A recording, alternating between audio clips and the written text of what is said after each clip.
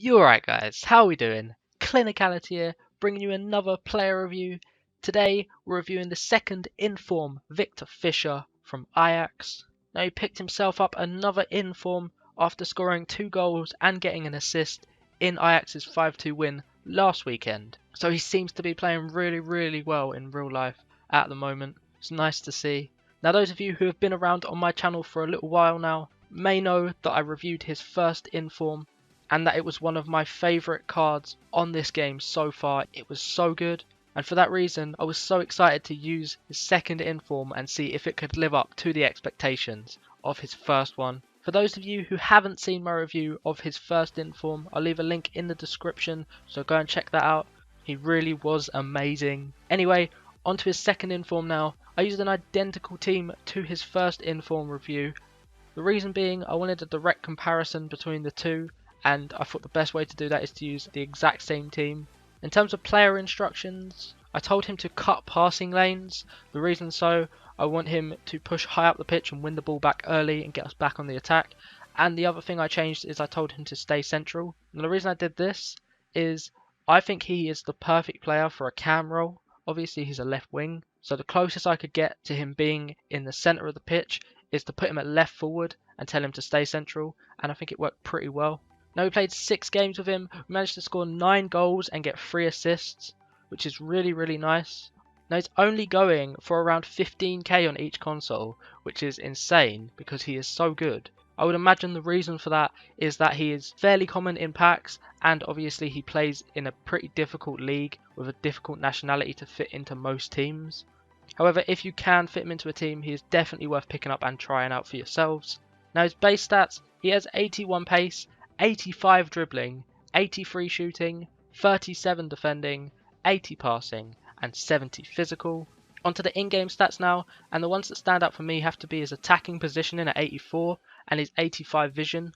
They're both such important stats for where I'm playing him. Onto the skill attributes, he's got so many good ones: 88 shot power, 78 long shots, 81 short pass, 77 long pass, 82 ball control, 89 dribbling, 84 finishing. So many good stats. He's got high-low work rates, 4-star weak foot, 3-star skills, and he can play left wing. And on top of that, he has the finesse shot trait. Into the clips now, and as I said, I did use this guy's first inform, and the main standout for me on that card had to have been his positioning. He was always in the right place at the right time, and it is no different on this card. If anything, it is even better. He is always open, always in space, and he loves being in the middle of the pitch. Now obviously part of that comes down to the fact I told him to stay central, but either way he is so deadly, and if there is a gap on the pitch he will find it and exploit it. Now obviously to go with that you need good finishing. This guy definitely has that. Every single chance pretty much he puts away. He's particularly good at finesse shots. Obviously he has that finesse shot trait, so they're really nice to use. And the thing is, he can do it with his left foot or his right foot. He's got 4-star weak foot. For me, it felt like it could have been 5. It was so good. It didn't matter what foot it was on. I just hit it and it would go in most of the time. His long shots are incredible. He's got 88 shot power, and you really feel it in his long shots. He gets so much power behind them, and they have this dip on them that just makes them so good. Love shooting from range with this guy. He can also take a really good drilled free kick. His top spin free kicks aren't that great, but his drilled free kicks are so deadly. I didn't manage to score one in these clips, but one got touched onto the post and the other one really tested the keeper, and they were at a good range as well, so really fun to use his free kicks. Dribbling feels really silky, smooth dribbling. He's so agile, he can turn on a sixpence, keeps the ball so close to his feet. Now he's only got 3-star skills, but it doesn't matter, especially when he's playing so central. Most of the time you're going to be passing the ball around teams anyway, and when he does have to dribble you can usually just turn past them. Skills are not that necessary.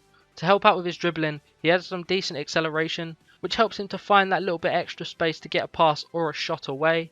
His pace in general is not bad. Obviously he is not going to be someone that you can just pace abuse with, but he's pretty decent, and most of the time he gets himself in a position where he doesn't need to use pace because he's just so open. You can just find him and he'll just stick it away. Strength is another thing. It's not brilliant, you don't really need it that often.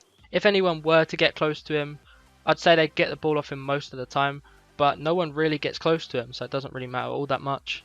Now over the 6 games he got an average match rating of 9.0, which is exactly the same average rating as his first inform and for me he felt almost identical. He was so impressive at nearly everything. For his pros, we'll start with his positioning. It is on another level, so good. His passing, spot on, inch perfect. Finishing, absolutely incredible. Long shots are so deadly. His dribbling feels so responsive. His weak foot feels just as good as his strong foot. And I put consistent on there. This guy is so consistent. Every single game he turns up, whether you're winning or losing. If you need someone to step up, Viktor Fischer is there. He is the most consistent player I have used so far this year. Cons, I couldn't really find anything. The only thing, again, if you do skill, then 3-star skill moves could be a downfall for you. But other than that, there was nothing really bad about this guy. Everything he did for me was just absolutely brilliant. For that reason, I'm going to give him a 9.5. Yes, that is equal to his first informs. For me, they felt like identical players.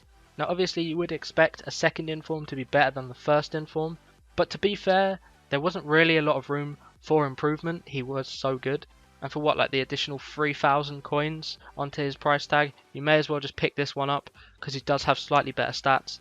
Either way though, both of them are incredible and I recommend you go out and try either of them. As always, if you do, let me know down in the comments what you thought of him and how he played for you. Also, I'd like to see what kind of teams you could build around him because he is a bit of a tricky player to fit in.